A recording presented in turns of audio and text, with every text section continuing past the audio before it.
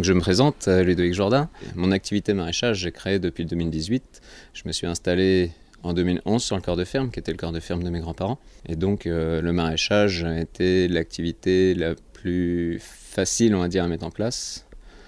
Aussi dans un souci d'autonomie, d'être moins dépendant de la grande surface. Pour moi, l'agriculture conventionnelle, un agriculteur n'est pas capable de se nourrir lui-même. Il produit pour d'autres et n'est pas capable de se nourrir. Moi, je trouvais ça très aberrant.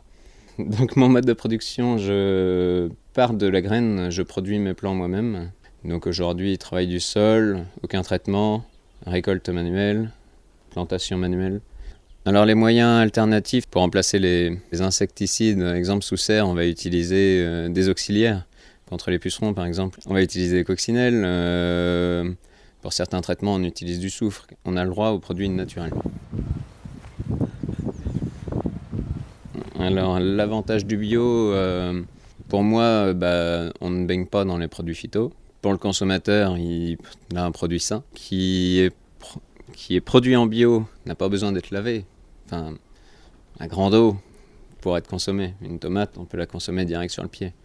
Les témoignages qui m'ont tourné vers le bio, c'est aussi un arboriculteur qui avait interdit à son petit-fils de cueillir une pomme pour la manger en direct dans le verger, parce qu'il traitait. Et moi, il avait trouvé ça aberrant, et de là, il s'était tourné au bio. Et moi, c'est vrai que j'avais trouvé ça aberrant de créer une activité maraîchère et de ne pas pouvoir consommer un fruit ou un légume directement sorti du jardin. Alors, tous les agriculteurs pourraient se permettre d'avoir le même mode de production que moi.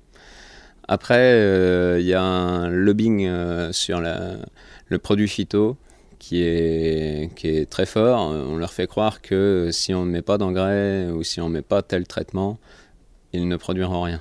Donc pour réussir à nourrir, on va dire, tout le monde en bio, je pense qu'il faut que le consommateur s'habitue plus à raisonner sa consommation. On nous a habitués à faire des promos en grande surface avec des 5 kg de carottes à 1 € le kilo, des produits comme ça. Et quand on achète ça, est-ce qu'on va consommer ces 5 kg de carottes ou est-ce qu'on va en consommer 1 kg et pour perdre les 4 kg parce que, soi-disant, l'offre est intéressante. Moi, mes clients qui viennent à la ferme, vaut mieux qu'ils y reviennent toutes les semaines. Ils ont du frais toutes les semaines et ils achètent ce qu'ils ont besoin. Et au prix du bio, mais ils s'y retrouvent en fait parce qu'ils ne gâchent pas.